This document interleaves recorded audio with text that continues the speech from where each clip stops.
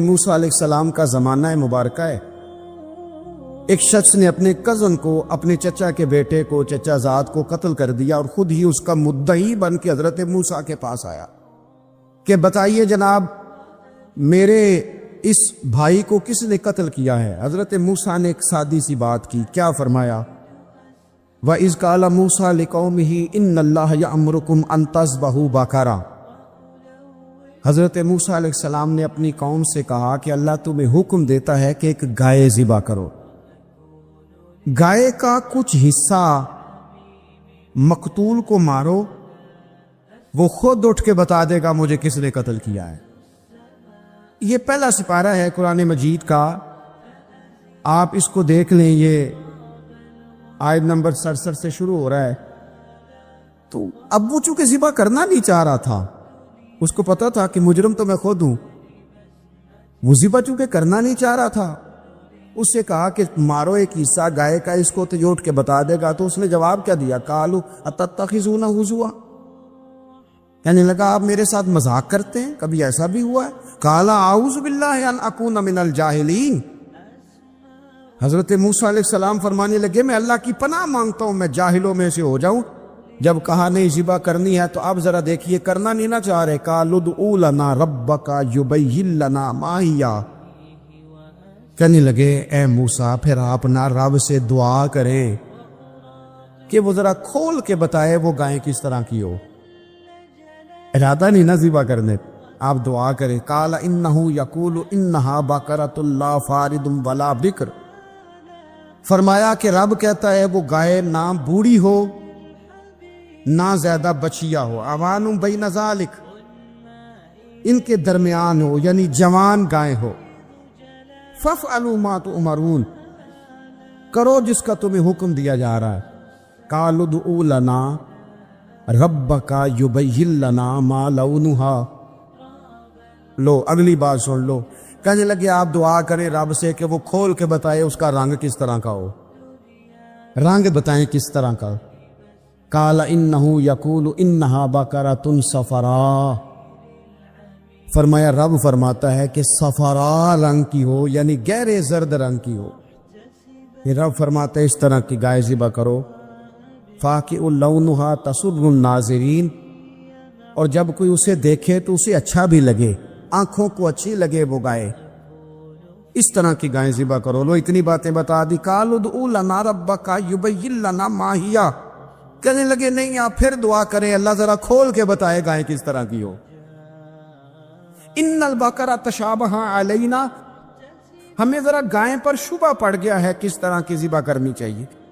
وَإِنَّا انشاء اللہ لمہتدون، اگر اللہ نے چاہا تو ضرور ہم ہدایت پا جائیں گے۔ پھر اللہ تعالیٰ نے فرمایا کہ قال انہ یقول انہا بقرۃ لا ذلول تثیر الارض، گائیں اس طرح کی ہو کہ وہ کبھی کھیتی میں نہ چلائی گئی ہو، یعنی اس کو کبھی کام نہ اس سے لیا گیا ہو۔ بیل کو لوگ لگاتے تھے نا، جو کام آج ٹریکٹر سے لیا جاتا ہے وہ گائے بیل سے لیا جاتا تھا، تو وہ کھیتی باڑی کے کام نہ اس کو لگایا گیا ہو۔ ولا تسقی الحرث، اور نہ اس سے پانی نکالا گیا ہو،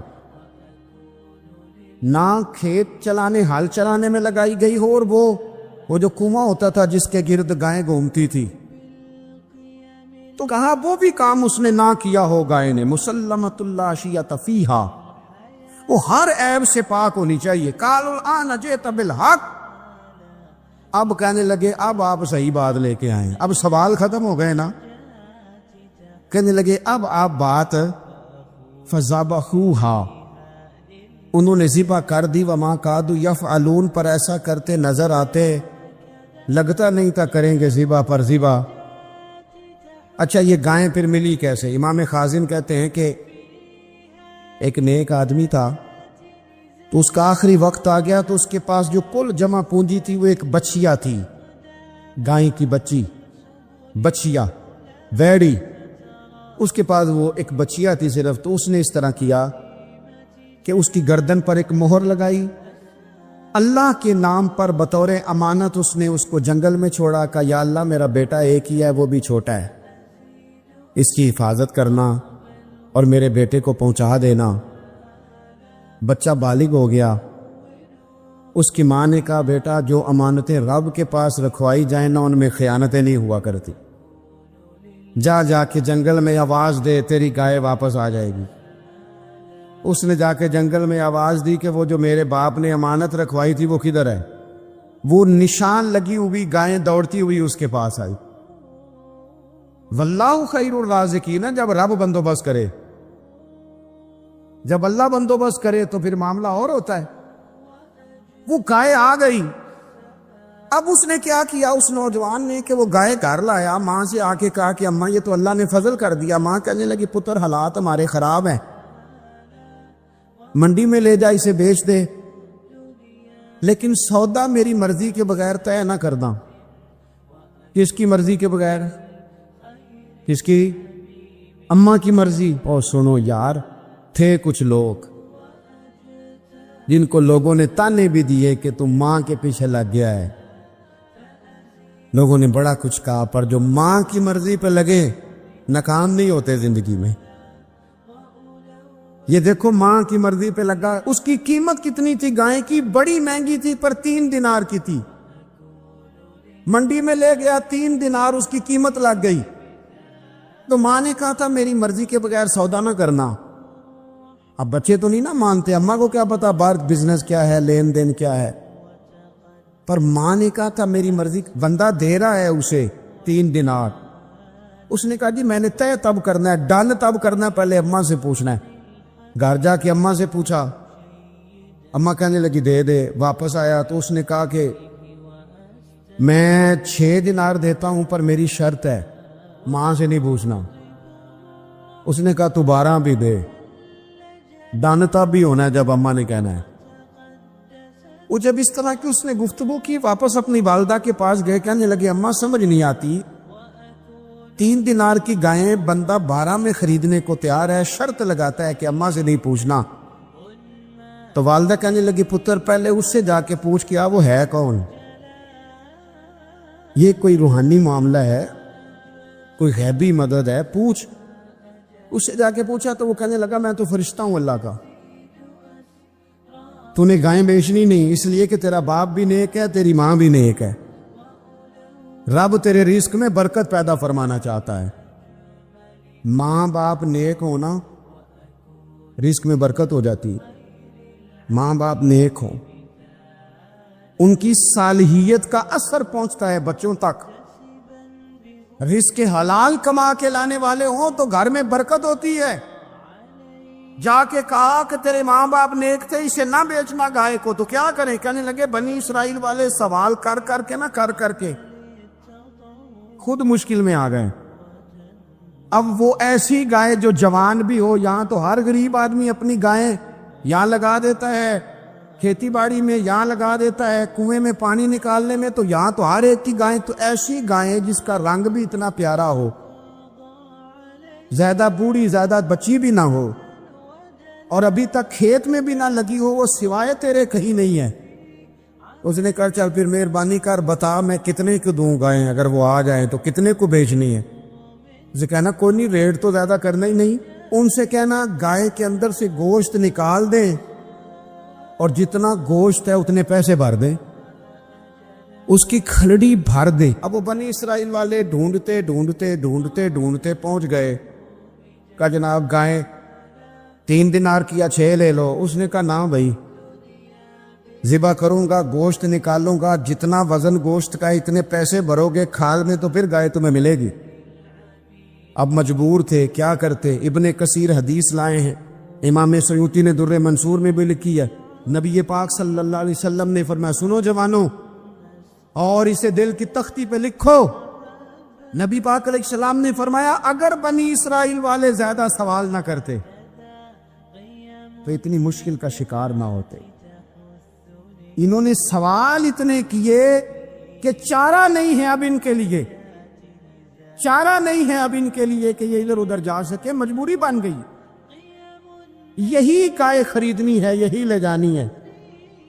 اب اتنا سارا مال جمع کر کے وہ گائے خریدی، ذبح کی، تو مقتول کو جب اس کا ایک حصہ مارا تو اس نے اٹھ کے کہہ دیا یہ جو مدعی بنا ہوا ہے نا، یہی تو میرا قاتل ہے، یہی تو میرا قاتل ہے، یہی تو ہے۔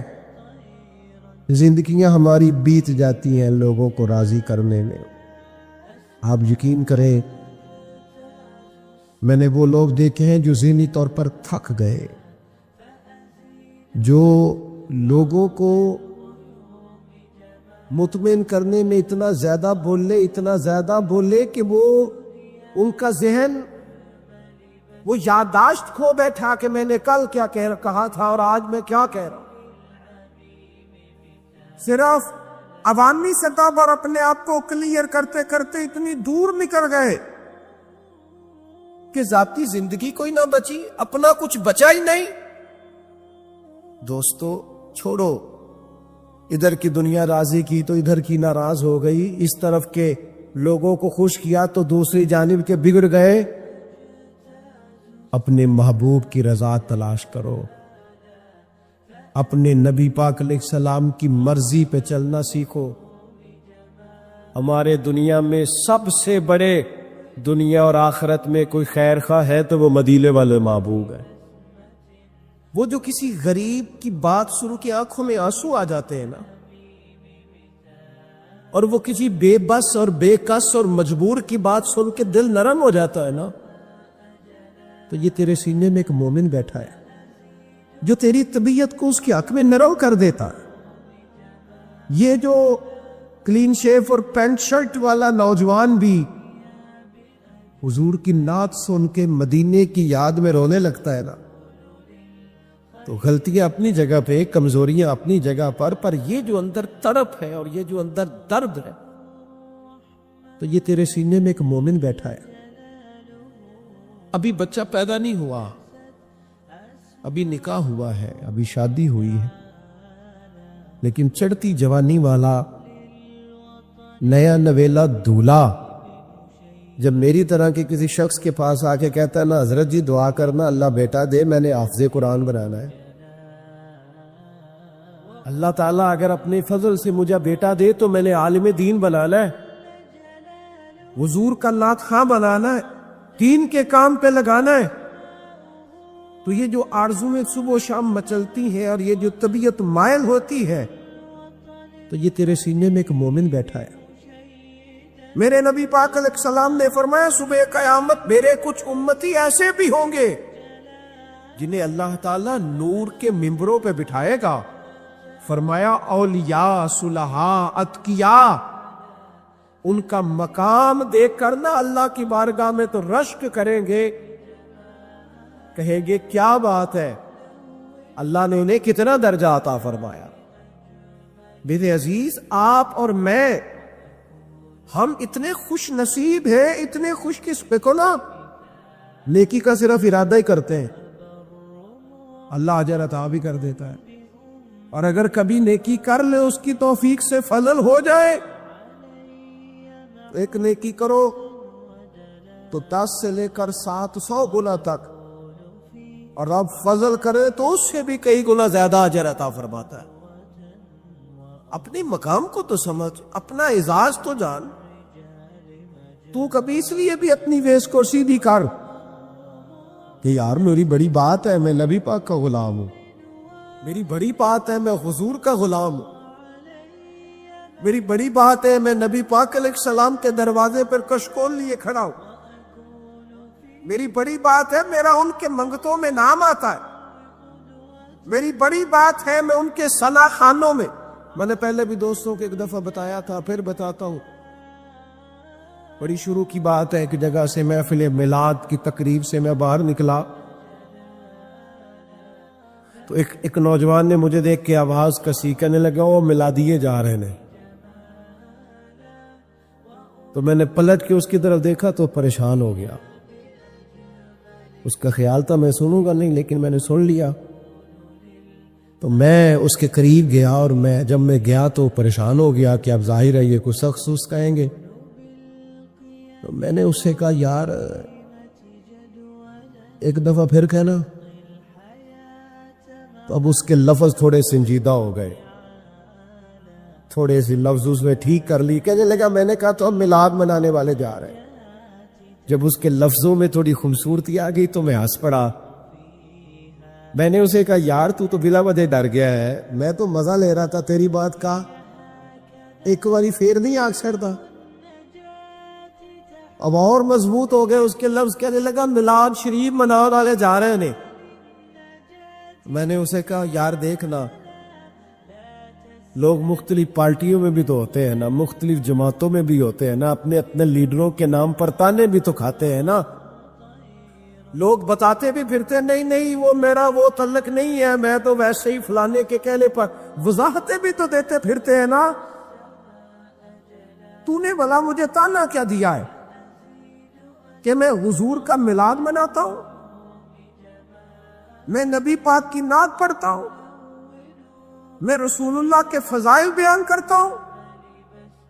تو یہ میرے لیے تانا نہیں ہے, یہ میرے لیے اعزاز ہے کہ جب سے شعور کی آنکھ کھولی ہے نہ میرے پاس کوئی سیاسی سفارش کرانے آتا ہے, کوئی جب بھی آ کے کہتا ہے کہ تھوڑا ٹائم نہیں دیتے نبی پاک کی تعریف سننی ہے. حضور کی چند باتیں ہو, میں اپنی حیاتی تو قربان تھی ماں, ساری محمد پکیندے گزر گئی, محمد پکیندے گزر گئی, محمد پکیندے گزر گئی. اور عدم سے لائی ہے ہستی میں آرزو رسول, دیکھو نا ہمیں کہاں کہاں لیے پھرتی ہے جستجو رسول. اور عجب ہی منظر ہو میدان حشر میں دے دم, کہ سب ہو پیش خدا اور میں روبرو رسول صلی اللہ علیہ وسلم. تو یہ ناز کرے, اپنی زندگی میں بہت بڑا اعزاز جانے کہ ہم نبی پاک کے غلام ہیں. صحابہ جب یہ بات کرتے تھے تو گردن اٹھا کے کرتے, حضور کے غلام جب یہ بات کرتے تھے تو سینہ کشادہ کر کے کرتے. جب وہ کہتے تھے ہم نبی پاک کے غلام ہیں تو ان کی آنکھوں کی چمک دیکھنے والی ہوتی تھی, ان کا ولولہ, ان کا تنتنا, ان کا دبدبا, ان کے لہجے کا وقار, ان کے مزاج کا ٹھہراؤ, ان کی گفتگو کا باک پن. وہ بھیجا نا مسلمہ کذاب کے دربار میں جب حضرت حبیب بن زید کو نبی کریم نے, کپڑے سادے تھے لیکن جب وہ گھوڑے سے اترے اور انہوں نے اپنا درہ زمین پر یوں کر کے رکھا اور پھر اپنا نیزہ زمین پہ گاڑا, تو وہ سادے کپڑے والا درویش جدھر جدھر جاتا تھا نا, لوگ اب ان کو دیکھ دیکھ کے روب کا شکار ہوتے جاتے. ان کا طرز زندگی دیکھ کر, آنا جانا دیکھ کر سمجھتے تھے یار کوئی انفرادی آدمی آ رہا ہے, کوئی انوکھا رنگ. بہت بڑا اعزاز جانے اپنے لیے, سب سے بڑا, کہ ہم نبی پاک کے غلام ہیں. آپ اعزاز بنائے اپنی زندگی میں. اور قرآن مجید نے کہا لِتُؤْمِنُوا بِاللَّهِ وَرَسُولِهِ, اللہ اور اس کے رسول پر ایمان لاؤ. اپنے دل کے اندر ایمان کی خاص چاشنی کو محسوس کرنا. ہم مسلمان ہیں, مسلمان ایک نظریاتی قوم کو کہتے ہیں جو عقیدہ توحید کی ماننے والی, جو سوائے رب کے کسی سے نہیں ڈرتی, جن کے پاس کامل دستور حیات نبی پاک کے اسوہ حسنہ کی صورت میں موجود. مومن اس انشراح صدر والے شخص کو کہتے جس کا سینہ ہر قسم کے بہن سے پاک ہوتا ہے, ہر قسم کے تہمات سے پاک ہوتا ہے, ہر قسم کے خدشات سے پاک ہوتا ہے, ہر قسم کے تکلفات سے پاک ہوتا ہے. مومن اپنے ایمان کے سبب سے اپنے دل میں ایک عجیب سی ٹھنڈک اور اطمینان محسوس کرتا ہے, وہ قرار میں, سکون میں, اور دیکھنے والے کو محسوس ہوتا ہے کہ بڑا ٹھہراؤ آیا اس بندے کی زندگی میں. ایک تو حدیث پاک وہ ہے نا کہ حضور نے فرمایا تم میں سے کوئی اتنی دیر تک مومن نہیں ہو سکتا جب تک میں اسے ہر چیز سے بڑھ کر محبوب نہ ہو جاؤں. اور ایک حدیث پاک یہ بھی ہے, اس کو بھی آپ نے ضرور ذہن میں رکھنا ہے. حضور علیہ الصلوۃ والسلام نے فرمایا تم میں سے کوئی آدمی اس وقت تک بھی کامل مومن نہیں ہو سکتا جب تک اس کی نفسانی خواہشات اس دین کے تابع نہ ہو جائیں جو دین میں لے کے آیا ہوں. اس کی نفسانی، اس کی خواہش ہی وہ ہو جو اس کے نبی کی چاہت ہے. تمہاری خواہش ہی وہ بنے جو رسول پاک نے چاہا ہے. اپنی خواہشات کو حضور کا غلام بنا ڈالو. نبی کریم علیہ السلام نے فرمایا تمہاری طبیعت، ہمارے علماء اس حدیث کے تحت فرماتے ہیں کہ تمہارا مزاج اس طرح کا ہونا چاہیے کہ تمہیں جس طرح گرمیوں میں ٹھنڈے پانی سے وضو کر کے نماز پڑھنے میں لطف آتا ہے نا، بالکل اسی طرح کی راحت تمہیں سردیوں میں بھی ٹھنڈے پانی سے وضو کر کے آئے. اس لیے کہ یہ وضو تم اپنی مرضی سے نہیں کر رہے، رب رسول کی مرضی سے کر رہے ہو. جس طرح تمہیں نعمت ملنے پر اپنے رب کی بارگاہ میں تمہارا مزاج تشکر کا رہتا ہے، قرار کا رہتا ہے، کوئی بے چینی نہیں، کوئی گھبراہٹ نہیں، کوئی ذہنی فکری الجھاؤ نہیں، بالکل اسی طرح اگر اللہ کی جانب سے کوئی تکلیف آ جائے، وہ کوئی آزمائش ڈال دے، تو پھر بھی تمہاری طبیعت بے قرار نہ ہو، بے چین نہ ہو، الجھاؤ نہ، تم مقام تسلیم و رضا پہ ہو. یعنی کیا مطلب؟ کہ دکھ قبول محمد بخشا، بس راضی رہن پیارے، وہ راضی رہے، باقی قبولیت. ہمارے ہاں نا ہم نے محبت رسول کا جو معنی لیا ہے وہ بھی بالکل اپنی مرضی کا لیا ہے. یہ محفلیں، جلسے، جلوس، اجتماعات، نعت خوانی، اذکار، نبی کریم علیہ السلام کے فضائل، شمائل، یہ سب بھی محبت رسول کے نمونے، یہ بھی حضور سے اظہار محبت کے مختلف طریقے ہیں. یہ بھی نبی پاک علیہ الصلوۃ والسلام کی بارگاہ میں اپنی عقیدتوں اور محبتوں کا نذرانہ پیش کرنے کی ایک صورت ہے. لیکن حضور علیہ الصلوۃ والسلام جو عملی پیغام لے کے آئے ہیں، جو حضور علیہ الصلوۃ والسلام کا ہم سے مطالبہ ہے، اور جس طرح کا کریم رسول اپنے غلام کو دیکھنا چاہتے، جس طرح کا اپنی امت کو سجانا، سنوارنا اور نکھارنا چاہتے، وہ صورت ہماری جب تک بن نہیں جاتی، گویا ہم غلام اپنے آقا کے معیار پر جب تک پہنچ نہیں جاتے، اتنی دیر تک نذرانہ عقیدت مکمل نہیں ہوتا. مشکات کی ایک حدیث آپ نے سنی ہے بڑی توجہ کے ساتھ، اور اس کی اندر سے جو ضیاء پھوٹتی ہے اس سے اپنا سینہ روشن کرنا. نبی پاک علیہ السلام نے نا ایک مقام پہ وضو فرمایا، تو صحابہ ہمیشہ یہ کرتے تھے، ان کی عقیدت کا مزاج تھا اور ان کی طبیعتوں کا یہ رواج ہو گیا تھا. کریم محبوب علیہ السلام نے نا وضو فرمایا تو وہ حضور کے جسم اطہر سے وضو کا جو پانی لگا ہوا تھا اس کو لے کے اپنے جسم پر ملنے لگے، اپنے چہروں پر ملنے لگے، اپنی آنکھوں پر ملنے لگے، عقیدتوں کا اظہار کرنے لگے. اب وہ منظر حضور کے چونکہ سامنے ہو رہا تھا، نبی پاک علیہ الصلوۃ والسلام نے ان کی ان محبت کو، قلبی کیفیت کو اور اس اندازے غلامانہ کو دیکھا تو حضور فرمانے لگے کس چیز نے تمہیں مجبور کیا اس چیز پر؟ یہ جو تم میرے وجود سے لگے ہوئے وضو کے بچے ہوئے پانی کے قطرے لے کر اپنے جسموں پر مل رہے ہو اور اظہار محبت کر رہے ہو، کس چیز نے تمہیں اس طرف مائل کیا؟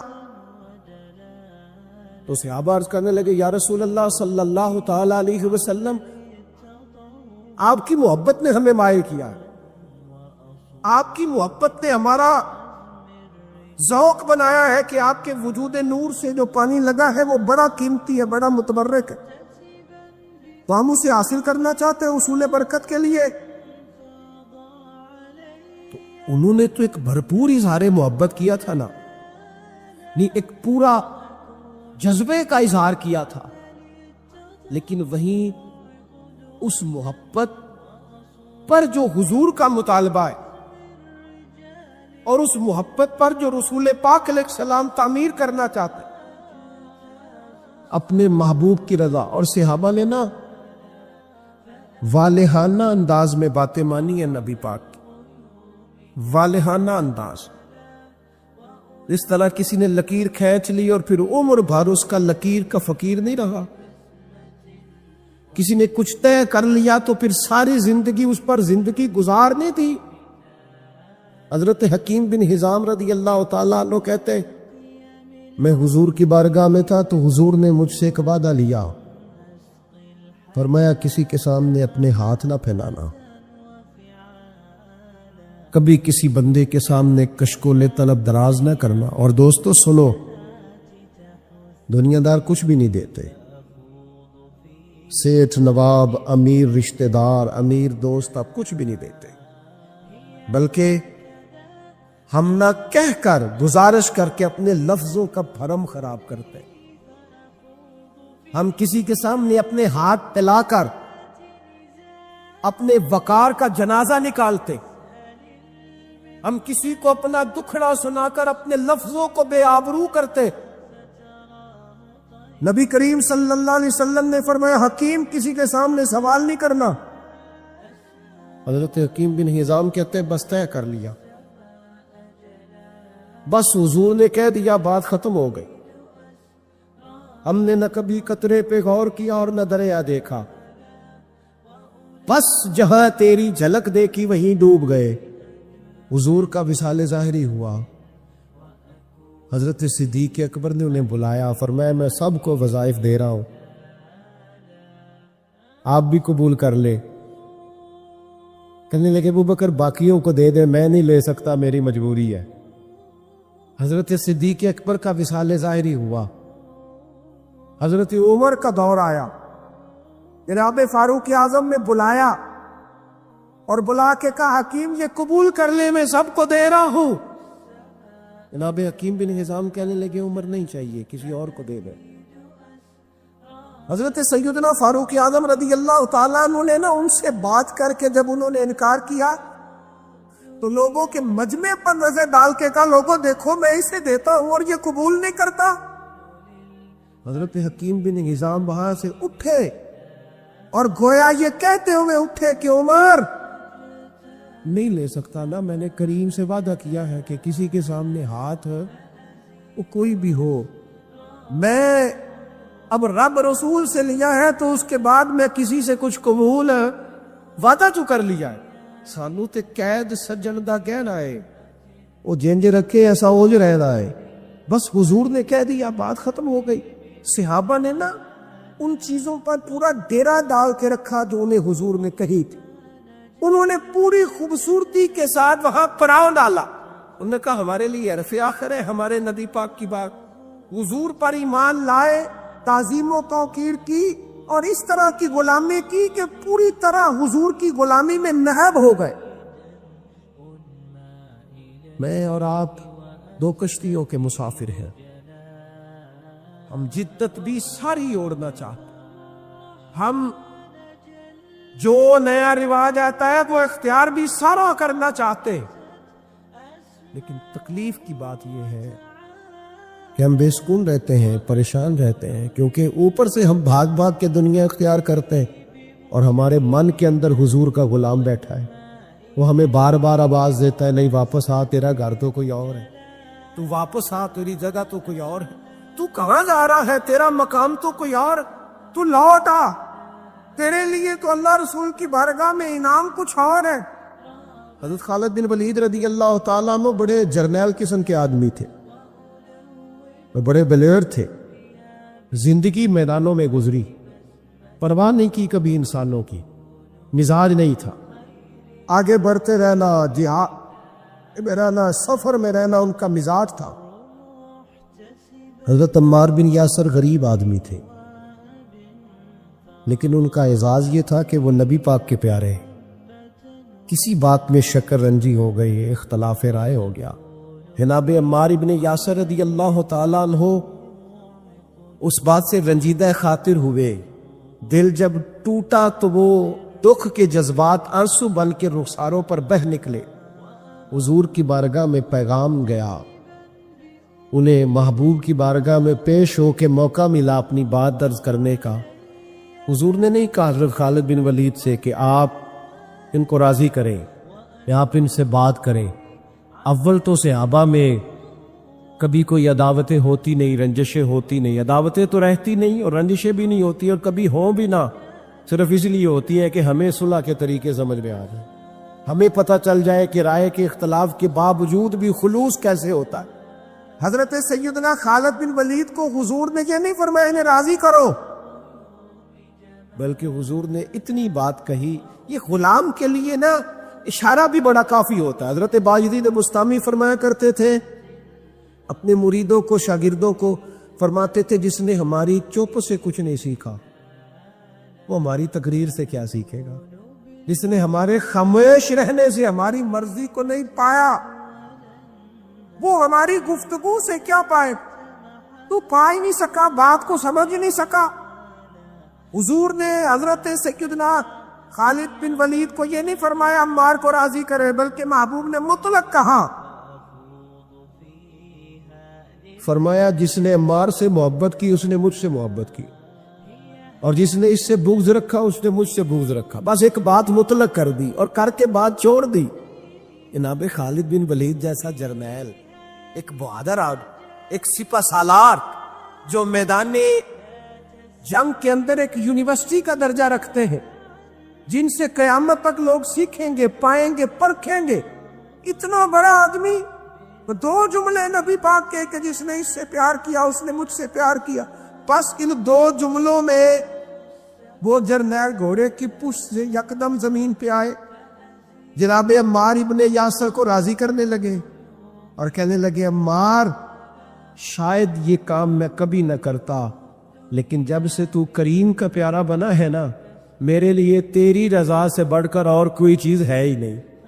تو کسی طریقے سے راضی ہو جائے تاکہ مجھ سے میرے محبوب راضی ہو جائے۔ وہ راہ میرے لیے آسان ہو جائے جس رستے سے میں حضور کی بارگاہ تک جاؤں۔ ایک بادشاہ تھا،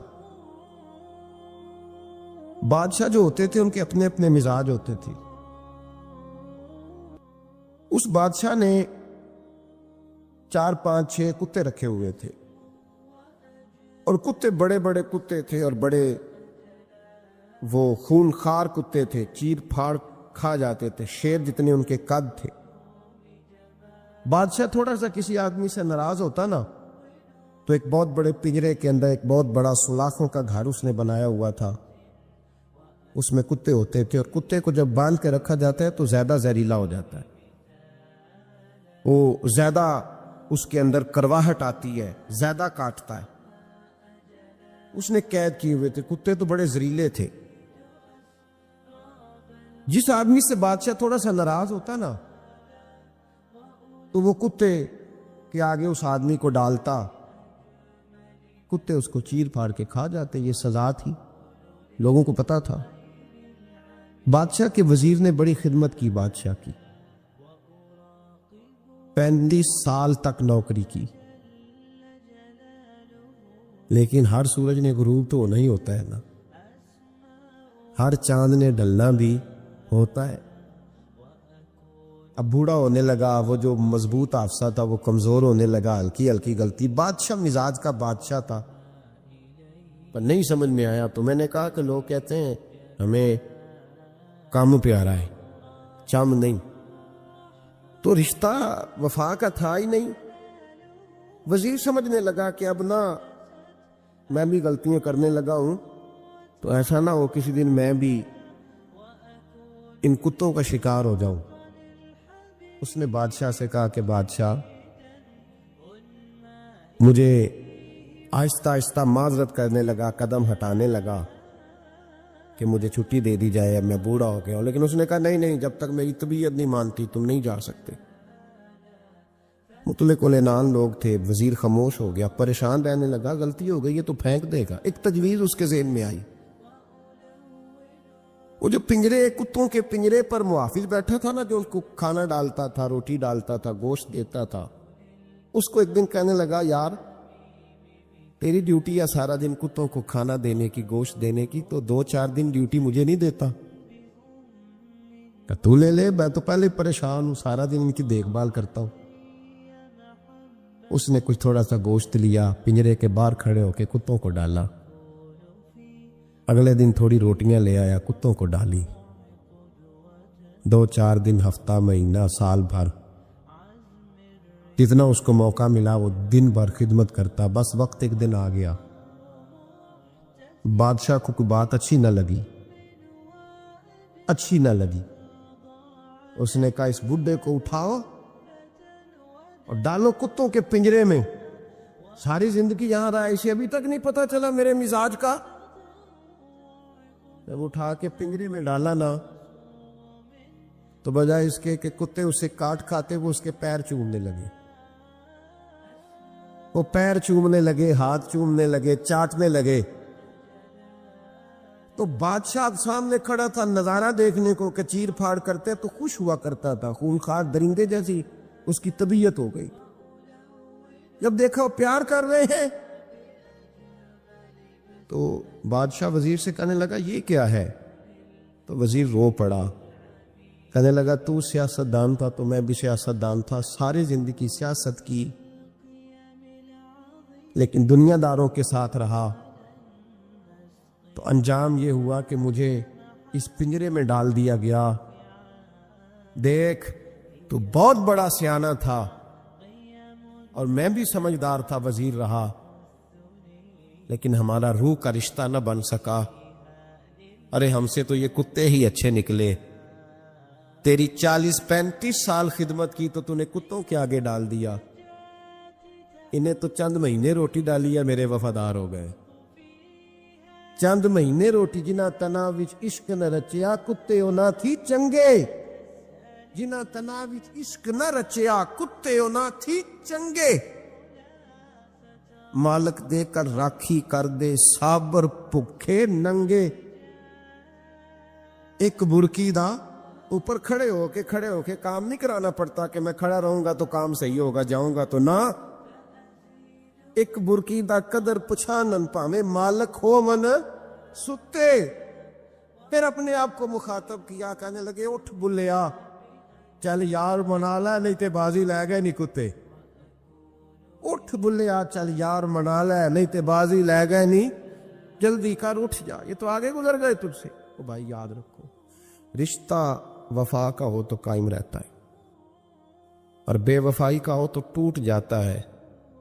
مدینے کے محبوب سید عالم صلی اللہ علیہ وسلم نے مکہ فتح کیا، شور ہو گیا، اذا جاء نصر اللہ والفتح،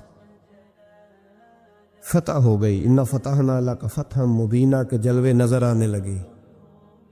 آج عرب کا نقشہ بدل گیا، حالات تبدیل ہو گئے، دنیا بدل گئی۔ محبوب پاک سید عالم صلی اللہ علیہ وسلم اس شان سے مکے میں داخل ہوئے کہ ہر کونے سے نبی پاک کے نام کے نعرے بلند ہونے لگے۔ ابھی 10 سال پہلے نبی پاک روتے ہوئے مکے سے نکلے تھے، 10 سال قبل روتے ہوئے گئے تھے، اور 2 غلام حضور کے ساتھ تھے۔ آج اسی مکے میں حضور آئے ہیں تو لگتا ہے پہاڑ اور پتھر بھی میرے رسول کے نعرے لگا رہے۔ تو ایک عروج ہو گیا، حالات ایک نیا رخ اختیار کر گئے، اور مکہ مکرمہ کے اندر اللہ تبارک اب تو احاطہ بڑا ہو گیا ہے، مطاف بہت بڑا ہو گیا ہے، حرم شریف کی مسجد کو وسعت دے دی گئی ہے، لاکھوں لوگ آ سکتے۔ اس وقت جب 10,000 لوگ آئے نا، تو سیرت نگار کہتے ہیں یوں لگا جیسے درختوں پہ بھی لوگ چڑھے ہوئے، پہاڑوں پہ بھی لوگ، اتنا مجمع تھا، کہاں 2-3 لوگ اور کہاں ہزاروں کا اجتماع۔ میرے نبی پاک صلی اللہ علیہ وسلم نے طواف کیا اونٹنی پہ بیٹھ کے کعبے کا، پھر میرے محبوب تشریف لائے اور حضور نے خانہ کعبہ کا دروازہ کھولا، پھر میرے نبی پاک نے بت توڑے، پھر میرے محبوب نے خانہ کعبہ کے دروازے میں کھڑے ہو کے خطبہ ارشاد فرمایا، پھر میرے رسول پاک صلی اللہ علیہ وسلم کے جلوے زمانے نے دیکھے۔ ان سارے حالات میں دنیا نے ایک وفا کا عجیب منظر دیکھا کہ اس موسم بہار میں نہ تو آواز حضرت ابو بکر کے نام کی بلند ہوئی، نہ عمر فاروق اور نہ مولا علی کے نام کی بلند ہوئی، اس مجمع عام میں محبوب پاک کی آواز گونجی تو رب کریم کے حبیب نے فرمایا این بلال، میرا بلال کہاں ہے؟ اور میرا بلال کہاں ہے؟ اس کو بلاؤ نا، کدھر ہے بلال؟ عجیب رنگ وفا دیکھا نا لوگوں نے، یہ وفا فرمایا بلال کدھر ہے؟ حضرت بلال ہاتھ باندھے سب سے پیچھے، وہ شہرت سے بچنے والا پیچھے پیچھے رہتا ہے، جی چاہتا ہے ساری غزلیں اس ظالم کے نام کروں۔ پیچھے تھے حضرت بلال رضی اللہ تعالیٰ عنہ، دوڑے حضور میں حاضر ہوں، فرمایا ادھر آ یار، کعبے کی چھت پہ تو چڑھ ذرا، آذان تو سنا۔ ایک صحابی حضور کے کان میں بولے، اور یہ بھی حکمت الہی تھی کہ وہ بولے، حضرت بلال کی شان ظاہر ہونی تھی، کان میں کہا یا رسول اللہ کافر پہلے ہی مر گئے، پہلے کوئی حال نہیں ان کا، آج تو بالکل ہی ختم ہو گئے حضور، آج آپ کا سکہ چل گیا ہے، بلال کے بڑے دشمن ہیں، بلال کو رہنے دیں، کوئی اور نہ آج اذان دے دے۔ کان میں بات کہی تھی، چاہیے تھا جواب بھی کان میں آتا، پر معصوم آمنہ فخر آدم و بنی آدم وفا کا خطبہ پڑھنے لگے، وفا کا خطبہ شروع ہوا۔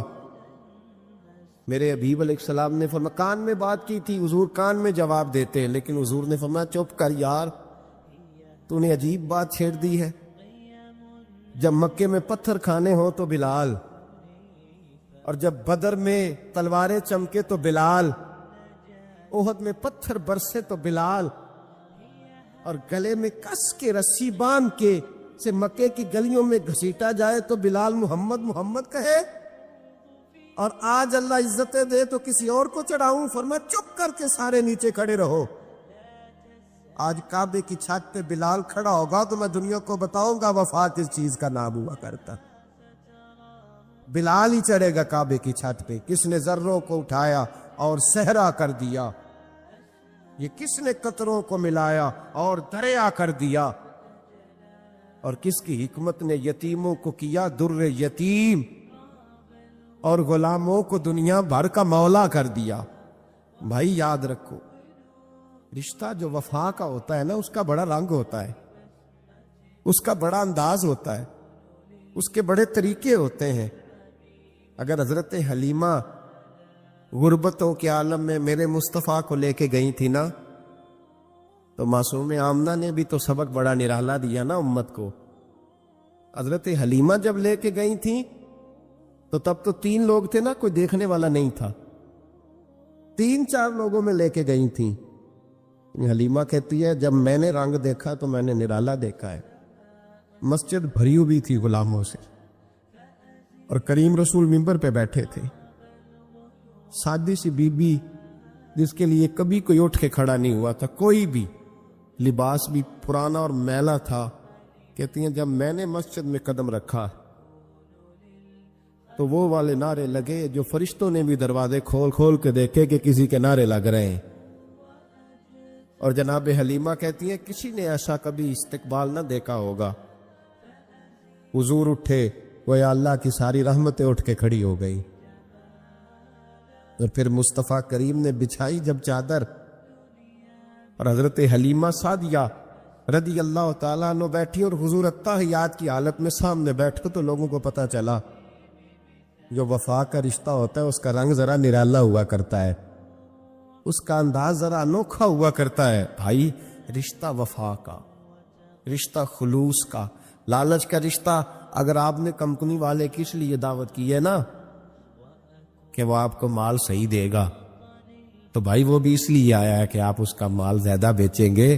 اگر آپ کسی رشتہ دار کے ساتھ اس لیے تعلق رکھتے ہیں نا کہ اس کے پاس پیسے زیادہ ہے، تو وہ بھی اس لیے آپ کے ساتھ تعلق زیادہ رکھے گا کہ کبھی کبھی چلو گاڑی چلا لے گا، کبھی کبھی میرے کسی کام آ جائے گا۔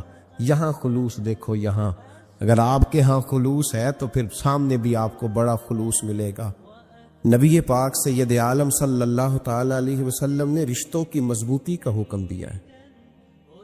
عرض کی یا رسول اللہ صلی اللہ علیہ وسلم، صحابی نے پوچھا حضور مجھے سب سے زیادہ کس صدقے کا ثواب ملے گا؟ ترغیب و ترہیب میں حدیث موجود ہے۔ حضور کس صدقے کا ثواب سب سے زیادہ ہے؟ تو اللہ کے رسول نے فرمایا تیرا رشتہ دار ہو، تجھ سے ناراض ہو اور ضرورت مند ہو، تجھ سے ناراض ہو ضرورت مند ہو تیرا اپنا، اس کو تو اگر صدقہ دے گا تو اللہ تجھے سب سے زیادہ اجر عطا فرمائے۔ ہمارے رشتے ہیں ضرورت کے، لالچ کے، جب تک لالچ پورا ہوتا ہے رشتہ ہوتا ہے۔ حالانکہ رشتے ضرورت کے نہیں ہونے چاہیے، رشتے عقیدت کے ہونے چاہیے، رشتے محبت کے ہونے چاہیے۔ اور روحانی زندگی میں اگر کوئی رشتہ لالچ کا ہو تو وہ تو 2 قدم نہیں چلتا، ٹوٹ جاتا ہے۔ عقیدت اور محبت اور احترام کا جو رشتہ ہوتا ہے وہ مضبوط ہوتا ہے، وہ ہمیشہ چلتا ہے، اس کے اندر پختگی ہوتی ہے۔ وفا اس رشتے کے اندر آتی ہے جس رشتے کے اندر کوئی لالچ ہے۔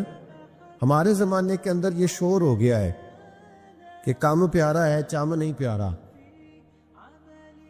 اس شور نے رشتوں میں کمزوری ڈال دیا، دراڑیں پیدا کر دی۔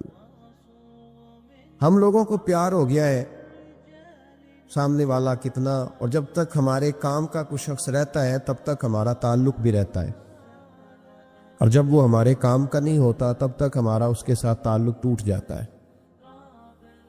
یاد رکھیے میرے بھائی، جب رشتے کی یہ بنیاد ہو نا پھر اس میں وفا نہیں ہوتی، پھر اس میں وفا، آپ کہتے ہیں سامنے والا وفا نہیں کر رہا، تو بھائی وفا کی بنیاد ہی نہیں تھی یہ رشتہ۔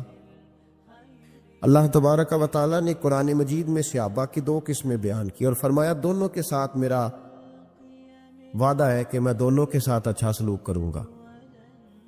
یہ سارے ستارے ہیں پر قسمیں 2 ہیں، قسمیں 2، قبل الفتح اور بعد الفتح۔ ایک قسم وہ ہے جو فتح مکہ سے پہلے کلمہ پڑھ کے مسلمان ہوئی، ان لوگوں کی درجہ اللہ کی بارگاہ میں زیادہ ہے۔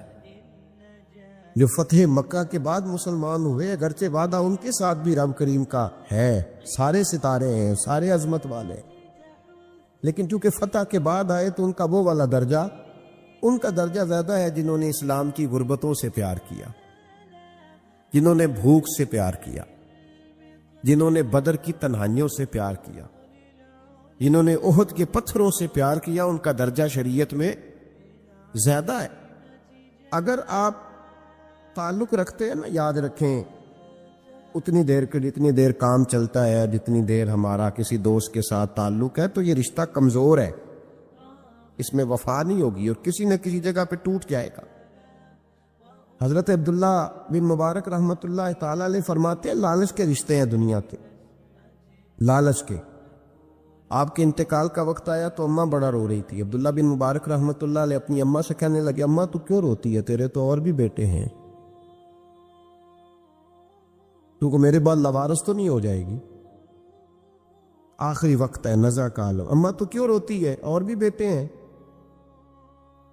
اماں کہنے لگی بیٹا اور بھی بیٹے ہیں پر جس طرح کا دھیان تو رکھتا تھا وہ نہیں رکھتے، جس طرح وقت پہ دوائی تو لا کے دیتا تھا وہ نہیں لا کے دیتے، جس طرح تو میرے کھانے پینے کا خیال رکھتا تھا وہ۔ کہنے لگے اچھا اماں اس کا مطلب ہے تو مجھے نہیں رو رہی، تو اپنی ضرورتوں کو رو رہی ہے کہ روٹی کون دے گا، کھانا کون لائے گا، دوائی۔ میں سمجھا تھا شاید مجھے رو رہی ہے۔ بیوی سے پوچھا تو کیوں رو رہی ہے، تو کہنے لگی تیری وجہ سے میری بادشاہی تھی، تو موجود ہے تو خاندان میں، معاشرے میں میرا ایک وقار ہے، تیرے بعد تو بیوہ کی زندگی ہوگی۔ آپ فرمانے لگے اوہو میں سمجھا تھا شاید مجھے رو رہی ہے، تو اپنے وقار کو رو رہی ہے۔ بیٹوں اور بیٹیوں سے پوچھا تمہاری آنکھوں میں کیوں آنسو چھلکتے ہیں، کہنے لگے ابا جس پیار سے باپ شادی کرتا ہے دوسرا کوئی نہیں کر سکتا، اور جس محبت سے باپ لا کے کما کے دیتا ہے دوسرا کوئی نہیں دے سکتا۔ فرمانے لگے اوہو میں سمجھا تھا مجھے رو رہے ہو، تم تو شادیوں کو رو رہے، میرے ساتھ تو تعلق ہی نہیں، پھر عبداللہ بن مبارک رونے لگے اور پھوٹ کے روئے. کسی نے کہا آپ کیوں روتے ہیں؟ فرمایا آج سمجھ آئی ہے میرے ساتھ اگر بے لوث رشتہ ہے تو یا خدا کا ہے یا محمد مصطفیٰ کا ہے صلی اللہ علیہ وسلم. آج سمجھ آئی ہے. وہ میں نے جن کے ساتھ تعلق مضبوط کیا ہی نہیں، کبھی فجر چھوڑی، کبھی زور چھوڑی، کبھی ایک رہ گیا، کبھی وہ رہ گیا، کبھی داڑھی کا پروگرام بنا، کبھی رہ گیا. جن کے ساتھ میں کمزور تھا وہ میرے ساتھ مضبوط تھے، اور جن کے ساتھ میں مضبوط تھا ان کا میرے ساتھ کیا حال تھا. یہ کمزوری ہے رشتوں میں، وفا نہیں. ہمیں تو بھائی کام پیارا ہے، چم نہیں. رشتوں کو روح کا رشتہ بنائیں، وفا کا رشتہ بنائیں. کتے کا ذکر قرآن پاک میں آیا ہے، اس لیے آیا ہے کہ اس نے اللہ کے ولیوں سے وفا کی تھی. اس لیے آیا ہے کہ اس نے اللہ کے ولیوں کے ساتھ وفاداری کی. دنیا میں وفا ختم نہیں ہوئی، پر ہم نے وفا کا رشتہ ہی نہیں بنایا. ہم نے تعلق ہی نہیں بنایا، وفا کا تعلق ہی نہیں بنایا. میرے شیخ سے کسی نے پوچھا تو حضور آپ ہاتھوں میں ہاتھ لے کے بیعت کرتے ہیں؟ تو آپ فرمانے لگے وہ تو ادا ہے نا، وہ سنت ہے. لیے تو ہاتھوں میں ہاتھ ہی ہوتے ہیں، لیکن فرمایا جب کسی کو سامنے بٹھاتے ہیں تو اصل بات ہی ہوتی ہے کہ ہم دلوں میں دل لے کے بیعت کر رہے ہیں. ہم دلوں کو دلوں سے باندھ رہے ہیں، اور یہ وہ رشتہ ہے جو قبر کی دیوار کے اندر جا کے بھی دوبارہ کھلتا نہیں، یہ قائم ہی رہتا ہے. رشتے وفا کے پیدا کریں، خلوص کے پیدا کریں، للہیت کے پیدا کریں. میرے نبی پاک سید عالم صلی اللہ تعالی علیہ وسلم نے اس وفا کو آگے پھیلایا ہے. زندگی میں کبھی بھی کسی شخص کے ساتھ بھی تعلق لالچ کا نہ بنائیں، ورنہ آپ ٹوٹ کے بکھر جائیں گے. سامنے والے کا کچھ نہیں بگڑے گا، آپ ٹوٹ کے بکھریں گے. اور رزلٹ کی امید کبھی نہ رکھیں. وفا ہوتی دو طرفہ ہے پر کرنی یک طرفہ چاہیے، یاد رکھ لیں. وفا ہوتی دو طرفہ ہے، کرنی یک طرفہ چاہیے. جو کہتا ہے نا سامنے والا کرے گا تو میں کروں گا، وہ بھی کچا ہے. میرے بھائی یاد رکھو، فروغ محبت کی بات کرو، پیغام محبت کی بات کرو، محبت کی بولی بولو، محبت کا تذکرہ کرو، لوگوں کی اچھائیوں کا ذکر کرو، خوبیوں کا بیان کرو. چھوڑو چھوڑو نفرتیں، چھوڑو چھوڑو عداوتیں. آؤ واپس لوٹ آئیں. بخاری مسلم پڑھو. میرے نبی پاک علیہ السلام نے فرمایا اپنا ایک بھائی اپنے گھر سے چلا تھا اپنے دوسرے بھائی کو ملنے. اپنے گھر سے چلا تھا وہ اپنے ایک بھائی سے ملنے. بخاری مسلم ہے. حضور فرماتے کہ رستے میں اسے فرشتہ ملا انسانی شکل میں. کدھر جا رہے ہو میاں؟ کہنے لگا اپنے بھائی سے ملنے جا رہا ہوں. کہا اس کا تیرے اوپر کوئی احسان ہے؟ اس نے کہا نہیں. تو کیوں ملنے جا رہے ہو؟ وہ کہنے لگا اس لیے ملنے جا رہا ہوں کہ وہ بھی اللہ کا رہتا ہے.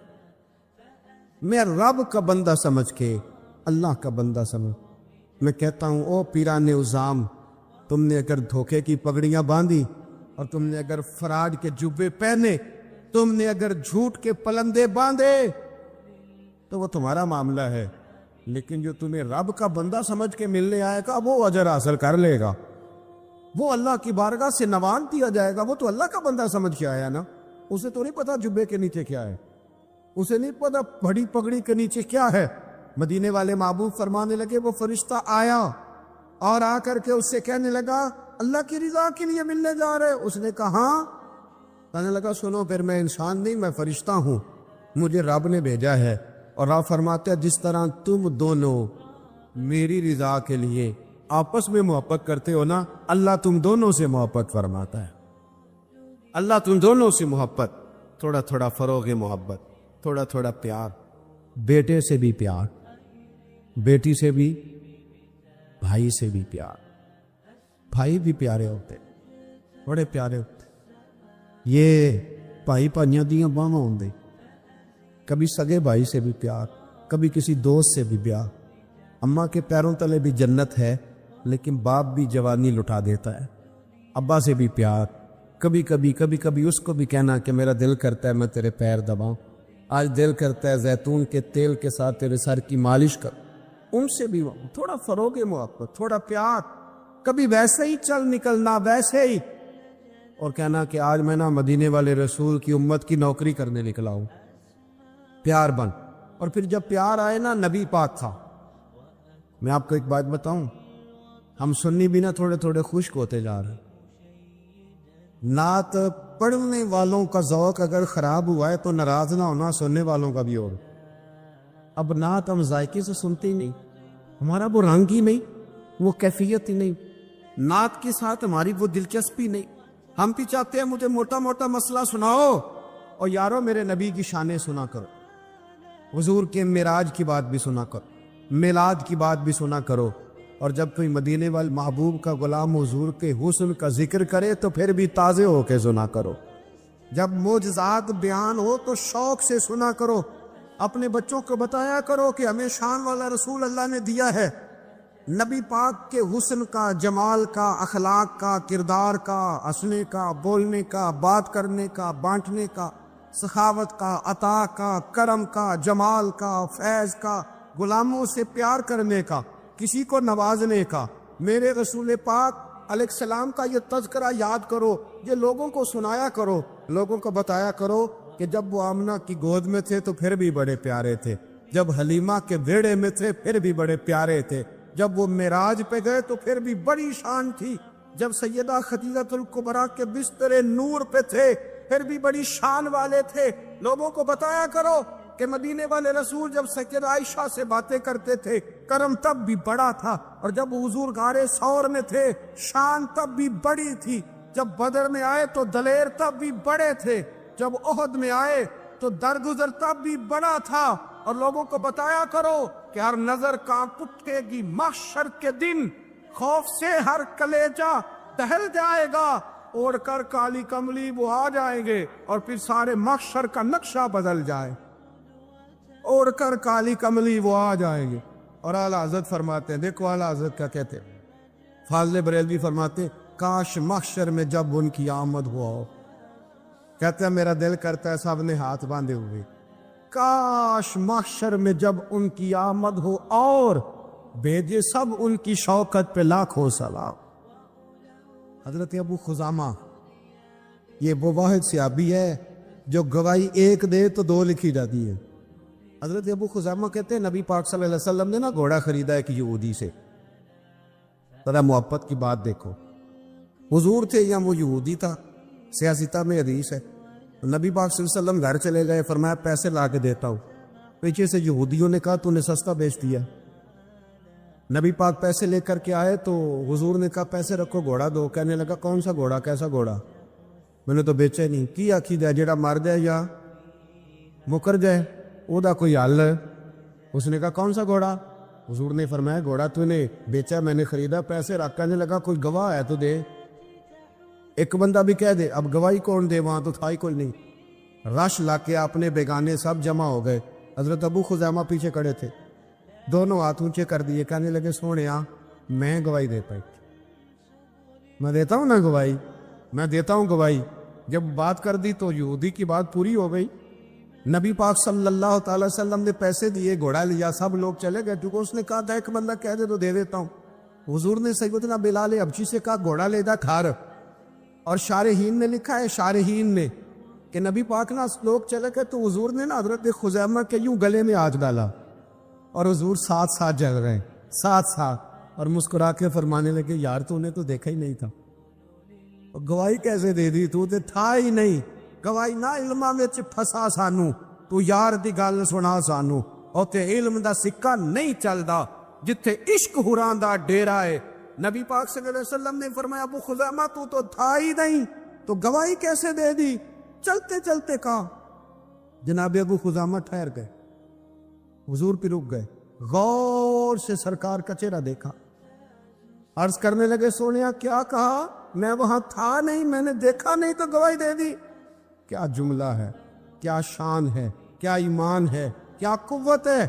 عرض کرنے لگے یا رسول اللہ میں نے تو رب بھی نہیں دیکھا، میں نے کو دیکھا، تو نے کہا وہ ہے تو میں نے کہا ہے، تو نے کہا مالک ہے تو میں نے کہا وہ مالک ہے، تو نے کہا خالق ہے تو میں نے کہا وہ خالق ہے، تو نے کہا اس نے تجھے پیدا کیا ہے تو میں نے کہا ٹھیک ہو گیا، تو نے کہا سجدہ کر تو میں نے کیا، تو نے کہا اس کا ذکر کر تو میں نے کیا، تو نے کہا یہ اس کی کتاب ہے پڑھ تو میں نے پڑھی۔ تو جب تیرے کہنے پہ میں اتنی بڑی شے مان گیا ہوں تو گھوڑا تو چیز ہی کوئی نہیں، اتنی بڑی شے جو مان گیا ہوں تو گھوڑا پیچھے رہ گیا، سر سے لے کر پاؤں تک تنویر ہی تنویر ہے۔ جیسے منہ سے بولتی قرآن کی تفسیر ہے، سوچتی تو ہوگی دنیا مصطفیٰ کو دیکھ کر وہ مصور کیسا ہوگا جس کی یہ تصویر ہے۔ آپ ذرا ماننے کا رنگ دیکھیں، آپ ذرا غلاموں کے ماننے کا، آپ ذرا انداز تو دیکھیں نا غلاموں کے مان۔ نبی پاک صلی اللہ علیہ وسلم کہتے سوڑیا میں نے کوئی رب دیکھا ہے؟ آپ نے کہا ہے تو میں نے کہا اتنی بڑی شے مان۔ اب حضور نے کیا کہا؟ ایسے نہیں کہتے، یہ نہیں فرمایا، اس طرح نہیں کرتے، یہ نہیں فرمایا۔ نبی پاک نے نا بازو پکڑا، حضرت ابو خزیمہ رضی اللہ تعالیٰ عنہ نے نا، وہ کبھی جیت جاتا تھا نا ہمارا کھلاڑی تو اس کا بازو پکڑ کے اونچا کرتے تھے، تو نبی پاک نے حضرت ابو خزیمہ کا بازو پکڑ کے اونچا کیا۔ میں سنو میرے یارو، جہاں گواہی کی ضرورت پڑے 2 بندے چاہیے، پر جہاں میرا ابو خزیمہ آ جائے نا، ایک کی گواہی 2 کے برابر، ایک کی گواہی 2 کے برابر۔